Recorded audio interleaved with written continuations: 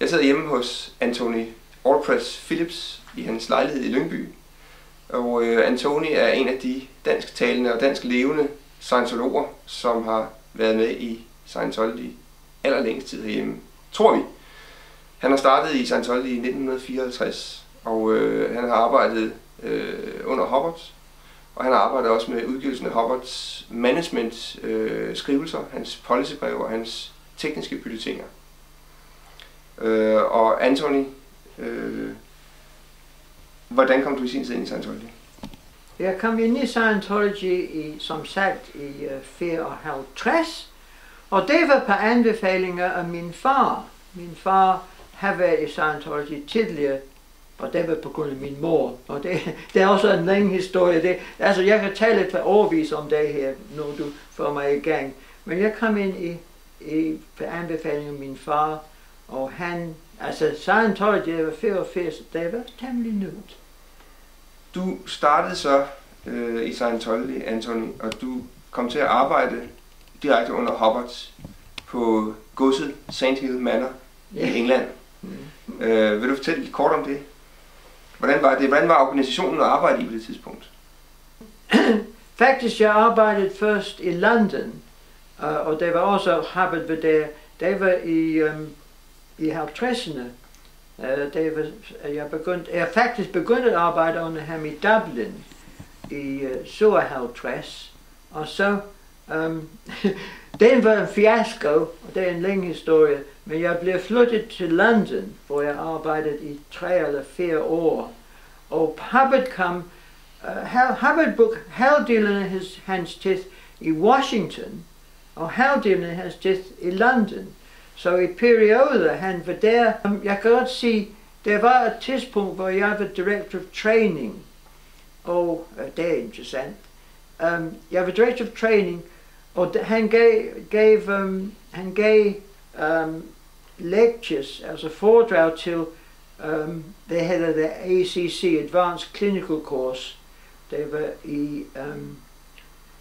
var i, jeg tror det var 58, men han gav foredrag til hele publikum den, men om eftermiddag, han holdt et lille foredrag i hans kontor, kun til directors, så der var kun 6 personer der, og blandt dem var jeg.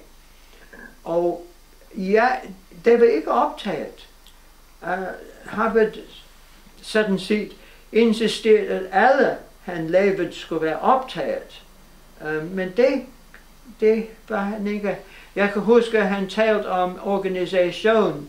Det var i London. Jeg også arbejdede under ham i St. Hill, og det var fra, ja, det begyndte i 64, faktisk i august, og jeg jeg blev flyttet op til Edinburgh på et senere tidspunkt, men altså, han var ikke der hele tiden. Han begyndte at lave the seal og så videre. Men jeg så ham. Jeg kan huske, da jeg først kom, eller et par dage efter, han kom tilbage, altså han er amerikaner. Han kom forbi, hvor jeg sat, og siger til mig, "Welcome aboard." Og jeg synes, det var underligt, fordi vi var ikke på en skib. Så det er min erfaring med Ron. Okay. Hvordan var det at arbejde i organisationen? Hvordan var atmosfæren på det tidspunkt? Det var spændende. Det var spændende. Altså, det var en ivrighed der. Det var også lidt presset, synes jeg. I St. Hill, det blev lidt presset. Men det var jo, da jeg først kom til St. Hill, vi arbejdede, i forvejen, jeg havde lige arbejdet i en butik i London. Og når jeg flyttede til og begyndte at arbejde i St. Hill, jeg arbejdede en time mindre om dagen, og kun 5 dage om ugen. Så det var dejligt faktisk, og jeg kom hjem om aftenen og læste tonsvis af policy letters og ting, som var tilgængelige, når jeg ikke var på staff. Så jeg fik det. Så det var meget afslappet. Det blev mere sådan set spændt bagefter. Men dengang, det var fantastisk. Okay. Og så skete det, at du kom til at arbejde med udgivelserne af Hubbards management policies, policybreve og tekniske bulletiner. Ja. Og du kom til Danmark. Hvornår var det? Jeg kom til Danmark i 69 i januar. Og hvad skulle du lave her i Danmark i 69? Jamen på dette tidspunkt, jeg var blevet en del af Publications Organization, og vi arbejdede udelukkende med bøger, e-meters, bond og insignia, det hedder altså clear bracelets og badges and things like that. Mm. Så, men jeg var sådan set, jeg arbejder for, når du nu nævner det, the green, som vi kalder the green bin, the green volumes. Mm-hmm. Jeg arbejdede med det er Hubbards management. Ja, det er org exec, OEC det hedder, og også andre ting. Men jeg arbejdede, det var lige før jeg forlod Pubsorg, eller jeg havde gået væk fra Pubsorg og fået en dårlig arbejde, hvor det røg hash. Så jeg kom tilbage til Pubsorgen, til at jeg fik bedre arbejde.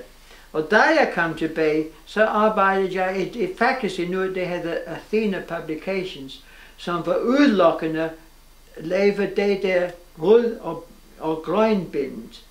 Og du skal forstå, at der var en massevis af bulletins og policy letters. Da jeg var i St. Hill lidt tidligere, jeg var ansvarlig for det, der hedder Mimeo, og det var duplikering. Og vi havde dem som løs papir. Jeg havde 3000 sider, og måske 1000 bulletins, policy letters, and also information letters and things. They brugte navnet Athena Publications, men det var et navn. Aha. Så det havde ikke noget med skibet at gøre? Det har ikke noget, ja, bare fordi navnet, ikke andet. Okay. Men vi arbejdede faktisk i Torvegade i København, hvor Pubsorg var lige været flyttet der. Og vi havde den der, en IBM composing machine. Og jeg arbejdede med Rosemary Delderfield, og Rosemary Delderfield skrev ting ind på en bånd.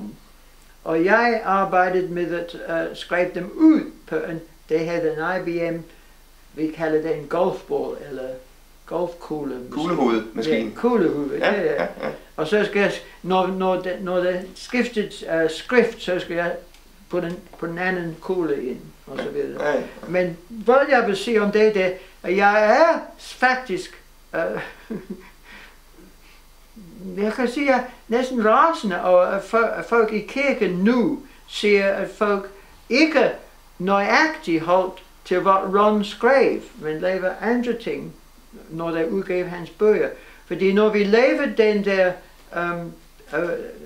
grønbind, Rosemary skrev dem ind fra bulletins, policy letters, og hvis hun var i tvivl om noget, som det kan være, grammatikker eller noget, hun sendte et brev til the LRH Archives, og sekretæren der sammenlignede det, hvad Ron havde faktisk skrevet. Jeg har også set, hvordan Ron skrev. Han skrev i hånd, LDT. Det var i St. Hill, jeg så det. Men hun, det var den der bind der. Det er en af de green volumes, de grønne bind, som du siger, hvor Hubbards policy og så videre står i. Det var dem her, du var med til at producere og udgive. Ja. Som sagt, jeg lavede ikke det hele, jeg lavede nogle af dem. Og det er nummer 7, som er det sidste bind. Og det ligger herinde, hvor det står mit navn. Så jeg er ærligt, kan man godt sige. Og det du siger, Anthony, det er, at i dag, der påstår Miscavige jo med jævne mellemrum, at man har fundet fejl i de gamle udgivelser. Og han går stort nummer ud af, at nu kommer der nye bøger, nu kommer der nye grønne bind, eller green volumes, fordi at de gamle var så fejlagtige. Og der har du en helt anden mening, kan jeg forstå, for det var dig, der var med til at lave de oprindelige green volumes. Ja. Men jeg kan også tilføje nu, at jeg, som sagt, jeg er tilbage i Scientology i 54. Og hele vejen, Ron var den hellige person. Det var kun, jeg kan se, at det var, hvad det hedder bad apple på engelsk, om man kan sige en dårlig æble. Ja, rådne kar, eller hvad kan man sige. Ja. Det var en person, der altså røg med, altså fik Ron til at underskrive og give organ til ham og så videre. Men det hele, de fleste folk var meget loyale til Ron, og vil aldrig tør ændre, hvad han siger. Så det her, jeg bliver rasende. Altså, så du mener, at hele Scientology er ved at fordrejet. Så du mener, at det i virkeligheden er omvendt, at det I lavede dengang, det var loyalt over for Hubbard, og det var rigtigt, og det blev verificeret af Hubbard gennem din kontakt Rosemary og Hubbards litterære bibliotekar, kan man sige, eller litterære agent. Og at det, som Miscavige udgiver i dag, i virkeligheden er forvansket. Det er jeg sikker på, jeg ikke har læst dem, men jeg tror det.